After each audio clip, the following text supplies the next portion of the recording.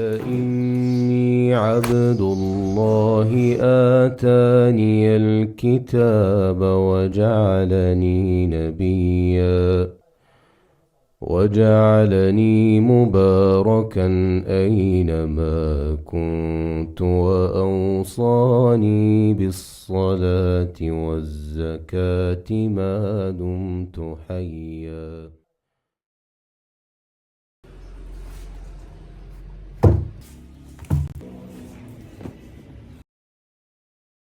يوم ندعو كل أناس بإمامهم فمن أوتي كتابه بيمينه فأولئك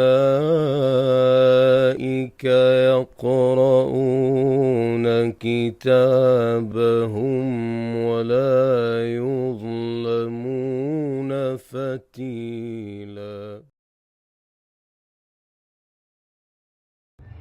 مسائل الأجازات، أجازات نص السنة والكسل والنوم.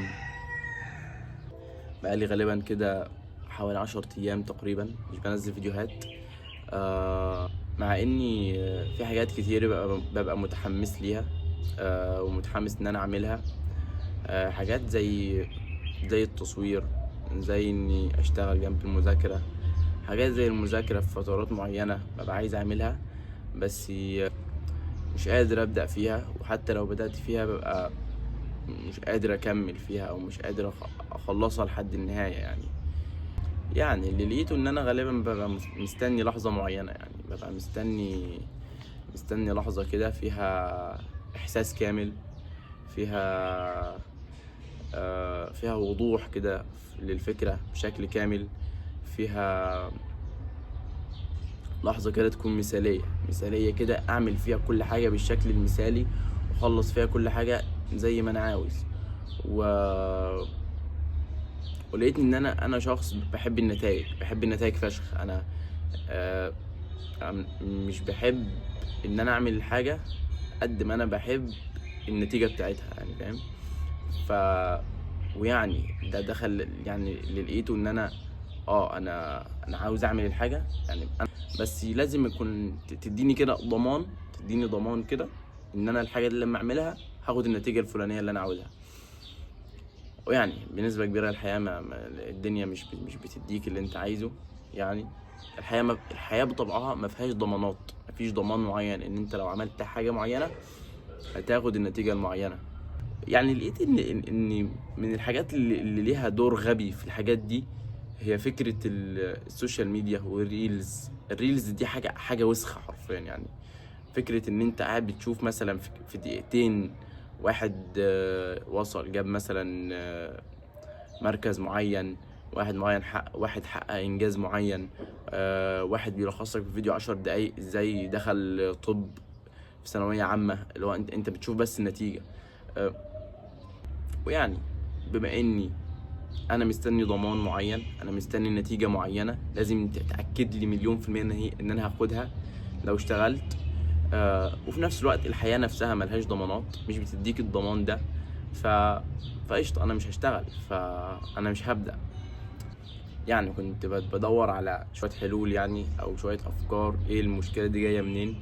يعني لقيت جملة كده معينة، يعني اتقالت كتير، يعني ان motion creates emotion.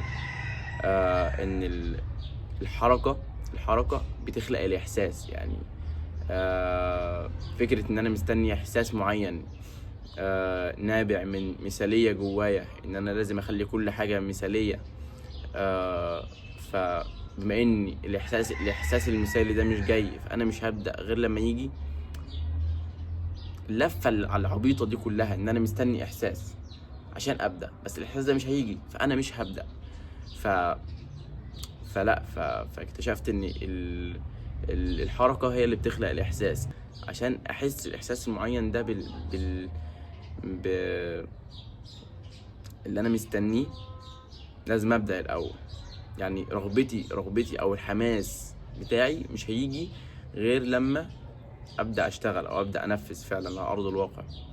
آه لقيت فعلا ان فكره ان انت متخيل، ان انت تكون كبني ادم انت مستني، انت بس قاعد حتى بعد ما تبدا انت تبقى مستني نتيجه، انت مستني ضمان. الضمان ده وهم، هو حاجه وهميه مش هتحصل بنسبه كبيره، عمر الحياه ما هتديك الضمان اللي في دماغك. فكره انك مستني يجيك لحظه كويسه عشان تبدا تذاكر، عشان تبدا تشتغل. الحياه مش هتديك كده. اللي احنا عندنا، انا بالنسبه لي فكره التوكل، اللي هو انا هتوكل على ربنا وهبدا.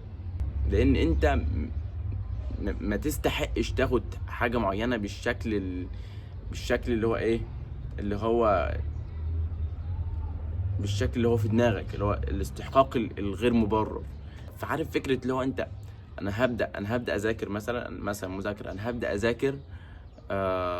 بس انا حتى لما بدات اذاكر انا قاعد وانا بذاكر مستني النتيجه. انا قاعد بفكر، انا مش قاعد بذاكر، انا قاعد عايز اخلص. لا، ليه ليه كل ده من الاساس يعني؟ مش فاهم. ف فبس يعني غالبا الكلام طالع من دماغي، مش متنظم ولا مترتب ولا كده. بس يعني انا قلت انا هطلع هقول اللي في دماغي خلاص. ويعني الموضوع مش حابب ان هو يكون في خلط بشكل ما، واللي هو تقول لي ازاي يعني احنا ما نحددش نتائج، واحنا كده ما نحددش اهداف. طب معنى كده هنتحرك ونشتغل ازاي؟ مش بقول ما تحددش هدف معين، الهدف بس لازم تبقى عارف الهدف ده وظيفته ايه في حياتك. يعني انا كيوسف الهدف لازم بس يكون جايد، يكون يوجهك بس لا اكتر ولا اقل. لكن نتيجة اللي احنا بنشوفه حوالينا ده كتير، ونتيجة ان السوشيال ميديا خلقت الرغبة الغبية الغير مبررة بالتمسك بالنتائج، وانك بس تقعد تفكر بس في النتائج، وانك تفضل تحط نتائج كده في دماغك وتقعد تفكر فيها، شوف ده أنا وانا بعمل كذا، وانا بطلع الاول على المدرسه وبدخل كليه طب، وانا بطلع الاول على الدفعه، ولا انا بطلع التاني على الدفعه. كلها بس ما هي الا خيالات وهميه دماغنا بتخلقها نتيجه التمسك الغير مبرر او الوهمي بالنتائج. النتيجه عمرها ما كانت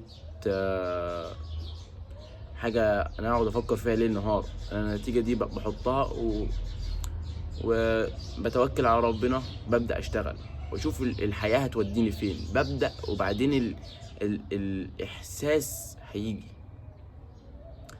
فاهمني؟ لكن يعني مش عارف، يعني هي غالبا حاجة كده. انا يعني الفيديو ده طالع بس بفضفض عن استياء جوايا من الحالة اللي انا فيها دي.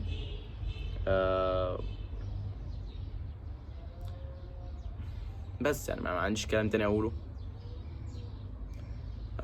الله المستعان يعني.